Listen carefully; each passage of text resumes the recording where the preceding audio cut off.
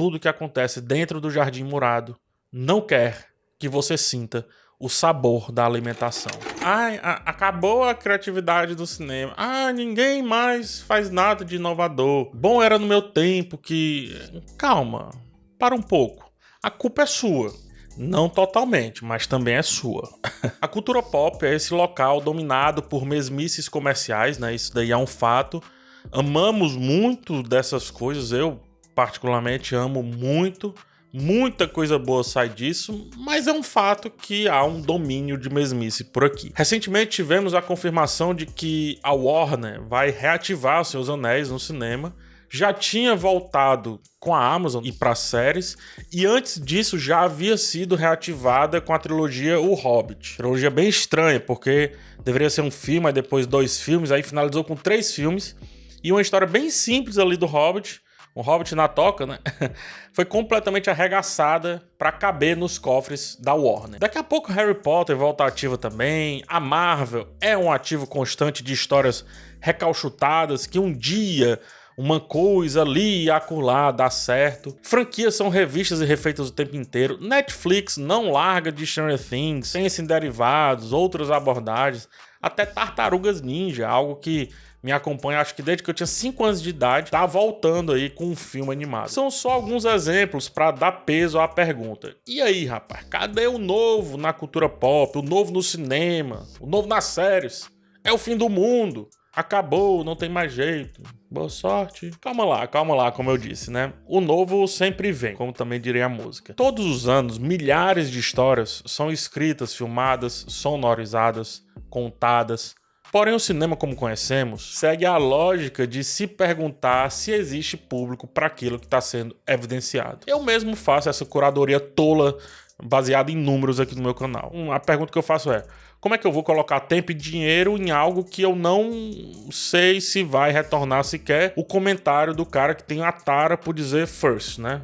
Eu sou o primeiro a comentar. Surge a velha questão de oferta e demanda. Há uma oferta grande de filmes e séries ao longo do ano, principalmente se você pensar naqueles que não chegam ao cinema, porém, não há tanta demanda assim. É difícil sair da espiral de silêncio, é terrível sair da espiral de silêncio. Mais difícil ainda é convencer por ser novo, que apesar disso pode funcionar também. Afinal, a maioria das pessoas já tem definido que o novo, por ser novo, precisa de uma validação extrema. Alguém precisa se aventurar, alguém precisa falar e às vezes até gritar. Inclusive, se grita demais, chateia também, então tem que gritar num tom correto. Mas eu acredito que às vezes realmente é preciso gritar, é preciso colocar eloquência no simples só para ver algo minimamente diferente surgindo por aí. Vou dar uma viajada, tá? Daqui a pouco eu volto, eu prometo. Nesse livro aqui, em Bom Entretenimento, esse rapaz aqui chamado Byung-Chul Han nos conduz inicialmente por conversas sobre como a novidade é primeiramente rechaçada e depois, quando esquecemos que é novidade, ela é amada, transformada, abraçada. Nem parece que um dia foi alvo de tantas pedras. Ele fala aqui como nas igrejas o canto foi foco de desdém quando começou a surgir. A música cantada dizia-se que atrapalhava. Isso, obviamente, alguns críticos dessa prática. E aqui abre aspas, tá? Quando a Paixão segundo São Mateus foi tocada pela primeira vez na Sexta-feira Santa, no ano de 1727, na igreja de Santo Tomás, em Leipzig, todos mergulharam, assim relatam a crônica, no maior espanto. Altos ministros e damas nobres olharam uns para os outros e disseram: o que deve vir daí? Uma viúva devota teria dito: Deus, protegei nossas crianças. É de fato como se estivesse em uma ópera ou em uma comédia. Assim relata um certo Gerber em sua História das Cerimônias de Igreja na Saxônia. Mais à frente, o Byung-Chul Han continua dizendo assim, abre aspas de novo. Ele, aí referindo-se ao Gerber no caso, lamenta que haveria ânimos que teriam deleite com uma tal coisa vã que, portanto, seriam sanguíneos e inclinados à luxúria. Música e paixão não são compatíveis. O nosso foco aqui é como ele discorre sobre como o teatral espantou as pessoas e como, entre aspas aqui, tá, a terrível presença dos órgãos dentro das missas poderiam deturpar os objetivos iniciais daquele local. Então a música deveria ser apenas instrumental, era o que defendiam à época, tá? Interessante dizer, a Paixão segundo São Mateus é um oratório de ninguém menos que Johann Sebastian Bach.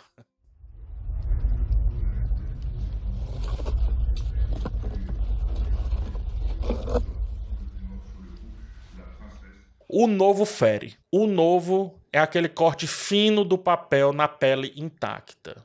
Há quem faça um curativo, há quem esprema para ver se vai sair sangue, há quem ignore, há quem reclame e há quem se sinta vivo pela fina dor sentida. Se o novo não ferir, de qualquer maneira que for, ele não é novo. É velho novo, no mínimo. O que se faz com o ferimento, aí sim é o cerne aqui da questão. O impacto do diferente, muitas vezes, é o susto. Muitas vezes vira admiração.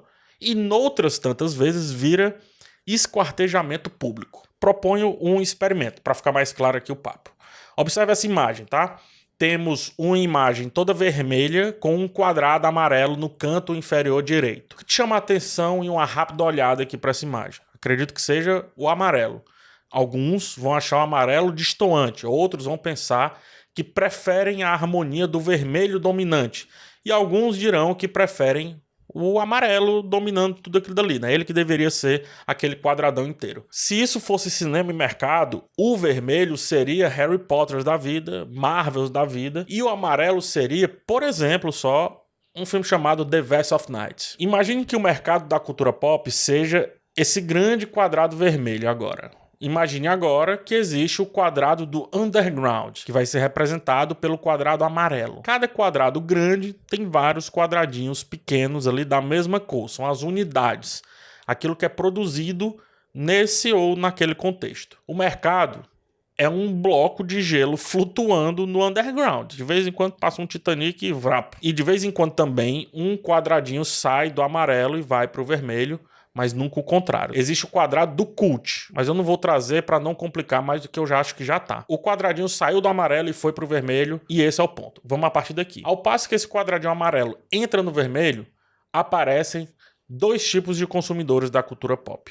Um tipo é baseado naquele que só consegue gostar do quadradinho enquanto ele estava lá no lado da origem, ou seja, amarelo no amarelo e ponto. Tanto quanto o novo, a popularização de qualquer coisa que vem do underground também fere e também pode ser alvo de esquartejamento público, tá?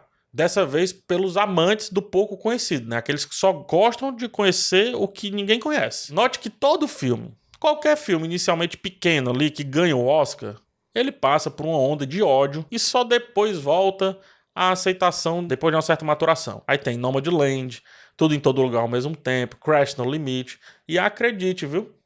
Até Titanic, que não vem do underground, mas funciona para ilustrar esse meu ponto. O outro é aquele que se espanta de ter algo destoando do lado vermelho ali, no seu espaço, né? Tira esse amarelo daqui, tem nada a ver com a imagem perfeita que era o meu querido vermelho. E é isso que geralmente gritam os viúvos devotos que querem apenas o seu ego massageado por sempre as mesmas mãos, né? Isso ou segurança.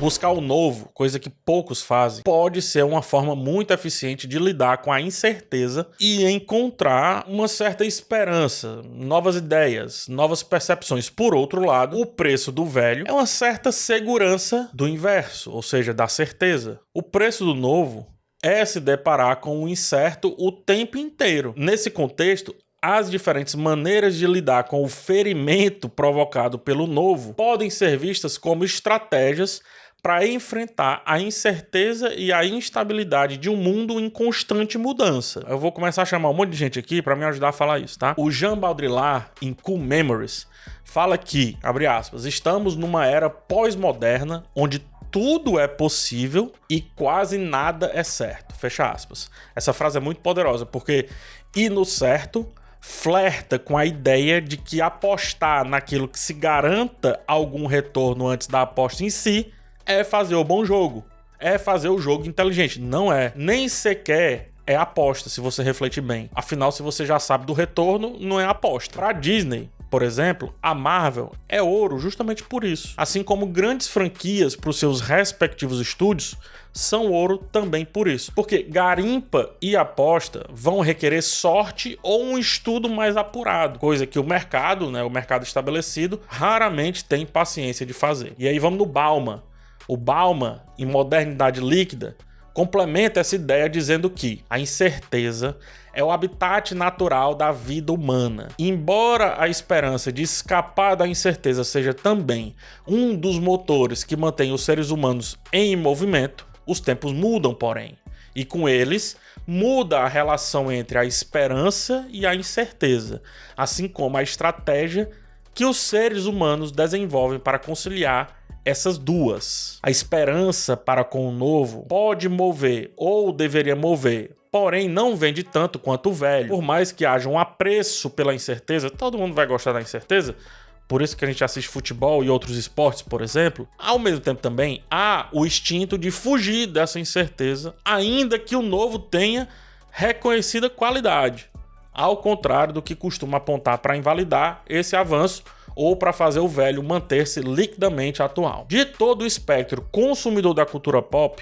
um em especial, caso caia nessa armadilha que eu trouxe agora, pode colocar a perder a sua principal virtude, que é a galera da crítica cinematográfica. A galera da crítica. Por isso eu julgo perigosos os textos perfeitamente encaixáveis em uma sensação de bom ou ruim. Responde ao público aprisionado, mas não responde ao tempo e menos ainda a inovação sempre presente na arte ou no entretenimento.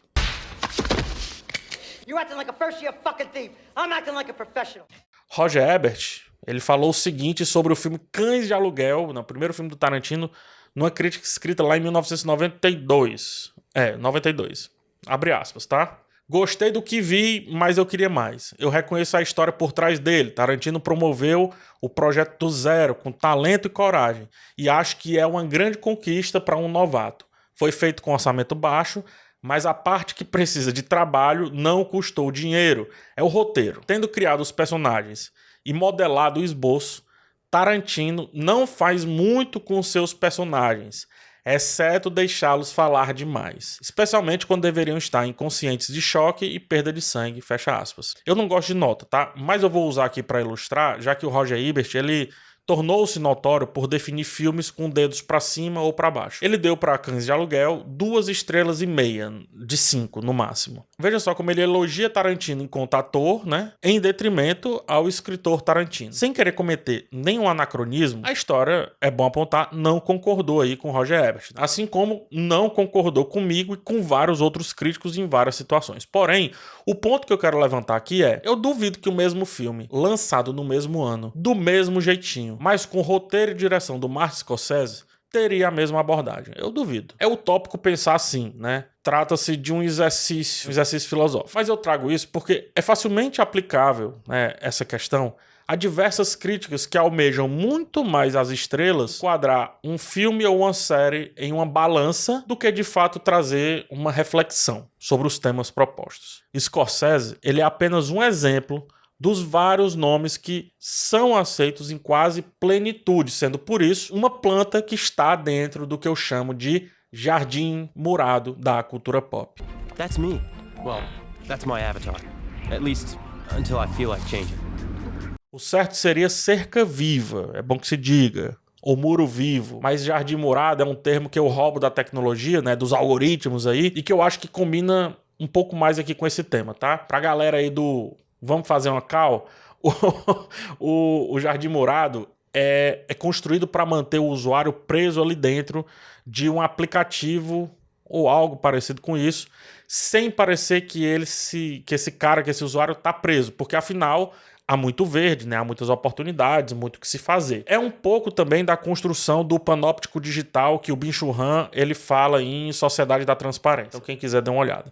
Mas voltando, eu adapto o jardim murado aqui como sendo um muro verde e vivo, lotado de árvores, plantas, grama, flores e atrações do lado de dentro. Esse muro é muito eficaz para prender o espectador em uma falsa sensação de satisfação, porque, ainda que seja um muro, tanto parece natural como tem algumas frestas que dá para ver o lado de fora, bem pouquinho, mas dá. Então quem tá dentro talvez nem perceba ou sinta que esteja cercado, porque afinal é um jardim, é gostoso, cheira bem. Ao mesmo tempo, o mundo não aparece muito bem definido, são apenas vultos e nada mais. E quem tá fora acha aquilo lindo, porque é um ornamento, né? Inebriam-se pela suposta beleza do jasmim e do girassol. E para querer estar lá a todo custo, passam a aceitar que jasmins e girassóis sejam as únicas belezas possíveis para ser aceito dentro daquele contexto, para passar por aquele muro. E das duas, uma. Para passar desse muro, quem está dentro ou afasta um pouquinho as plantas e permite essa passagem, ou quem está fora passa por cima, machucando as plantas, levando tudo do jeito que for. Mas dos dois jeitos, perceba que alguma folha vai cair ou algum jardineiro vai se chatear nesse processo. Enquanto ficarmos na ideia de que o novo é estranho, de que o novo é destoante e não entendermos essa suposta quebra de tom como algo que pode ser agradável e um dia consoante, continuaremos achando que só as mesmas coisas existem, que aquilo dali que a gente tem acesso, que a nossa bolha é limitada, porque o mercado da cultura pop quer as plantas desse jardim, esse jardim murado, né, sempre vivas. Eu faria o mesmo com as minhas plantinhas aqui. A questão aqui é que o mercado, ele também quer saciar todos aqueles que estão dentro do jardim apenas com o que tem no jardim, porque é muito caro ir buscar lá fora. Só que isso não é possível, né? Porque isso enjoa. Daqui a pouco eu falo sobre, tá? Raramente uma nova muda entra naquele jardim. E quando consegue, vem cheia de desconfianças. After Sun é o filme de estreia da Charlotte Wells. Um deleite primoroso de estética e reflexão. Um reflexo assim preciso do nosso tempo, do registro e da memória guardada, das fotos aí nas redes sociais, dos pequenos filmes que a gente nem lembra direito como que aquilo foi feito e tudo é um grande fragmento, né? Tudo é fragmentado demais e a memória vai aos poucos retomando quando a gente vai olhando aqueles fragmentos do passado. Perfeito, filme perfeito nesse ponto. Charlotte Wells, ela não é sequer uma muda nesse jardim murado hoje, porque é como se uma perfeição não bastasse. É preciso muito mais para provar que você é capaz de habitar ali, de crescer, de ser uma flor ou uma planta, quer que seja, que cresça dentro daquele jardim. M. Night Shyamalan é uma exceção que confirma essa regra.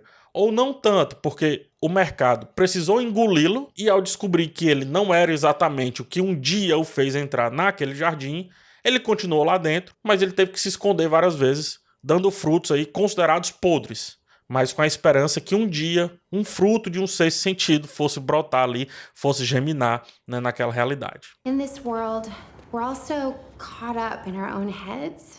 It's easy to lose sight of what's real. É papel da crítica trazer luz, mas em comparação com o público, a crítica sempre vai ser menos impactante. Quem define o peso para o mercado, ou seja, para o jardim, é o público, mas depois de definido, olha só que loucura. Todos os públicos que vêm em seguida, ou que virão em seguida, passam a ser controlados pelo jardim sem nem saber o que está acontecendo. O jardim então produz frutos culturais padronizados e homogêneos para servir a um controle de quem já está lá dentro. Qualquer luz jogada pela crítica é facilmente ignorada. É o que importa, o que a crítica pensa, né? Não é assim que dizem quando não concorda com a maioria, ou seja, com o que está no jardim? E aí, por isso, também inventaram o embate público versus crítica, colocando-nos como antagônicos e não complementares, como de fato somos. Embate provindo do fruto mais bobo gerado no mundo digital, tá? Que é o tomate. No caso aqui, tomates podres, mais precisamente falando. Na origem, na gestação, público e crítica têm o mesmo objetivo. Entretanto, se a mesma luz, ou até um feixe bem menor dela, for jogado em quem já está dentro do jardim murado, Martin Scorsese, por exemplo, vai parecer um clarão, um sol, e receberá aplausos ali dos jardinizados com muito afinco. Sendo assim, de pouco vale essa luz, já que ela não funciona para o que de fato está no escuro. Uma luz que ilumina o iluminado não é luz, é brilho. E brilho, cara, todo mundo gosta. É um espetáculo. Debord descreve o espetáculo como uma força que domina a sociedade e cria uma falsa consciência, alienando as pessoas de suas próprias vidas, suas próprias experiências, sendo então, abre aspas aqui, o espetáculo a própria sociedade, como uma parte da sociedade e como instrumento de unificação. Enquanto parte da sociedade, ele é expressamente o setor que concentra todo olhar e toda consciência. Por ser separado, ele é o lugar do olhar iludido e da falsa consciência. E a unificação que ele realiza não é outra coisa senão uma linguagem comum dessa dita ilusão. No livro Fahrenheit 451, Ray Bradbury descreve uma sociedade distópica onde os livros são proibidos e queimados também para evitar que as pessoas tenham acesso a ideias divergentes e ao conhecimento. A população é distraída e alienada por entretenimentos superficiais, como por exemplo a parede de TV que ocupam as casas das pessoas e que promovem, então, uma certa conformidade com tudo que está acontecendo. O conceito de espetáculo do Debord e o contexto do Fahrenheit 451 concordam com essa ideia de que jardim murado é manipulação a favor do próprio jardim, da própria manutenção de todo aquele muro vivo, limitando, portanto, a exposição a novas ideias e ao pensamento crítico.